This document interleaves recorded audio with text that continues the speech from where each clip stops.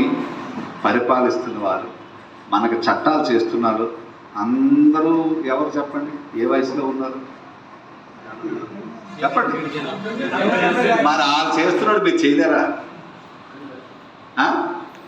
కాబట్టి ప్రతి మనిషి శరీరాలు ఉంటారు. కాబట్టి దాన్ని పక్కన పెట్టి మీరు అందరూ కూడా రిటైర్ అయ్యాము ఇంకా రెస్ట్ తీసుకోవడమే కాకుండా ఒక కార్యక్రమం, ఏదో ఒక అవకాశం, ఒక పని కల్పించుకున్నట్టు.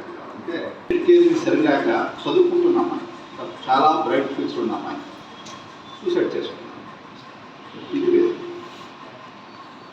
కాబట్టి ఎందుకంటే మనకు మన మేడం గారు ఫస్ట్ చెప్తున్నారు, ఉమ్మడి కుటుంబాలు పోవడం వల్ల ఈరోజు అసలు ఇంట్లో తాతలు, అమ్మమ్మలు, మామూలు తాతకు ఇంపార్టెన్స్ ఎంత అవసరం అంటే, నాకు తెలిసిన మాకు బంధువులైన ఫ్యామిలీలోనే వాళ్ళిద్దరూ వైఫ్ అండ్ హస్బెండ్ ఎంప్లాయీస్.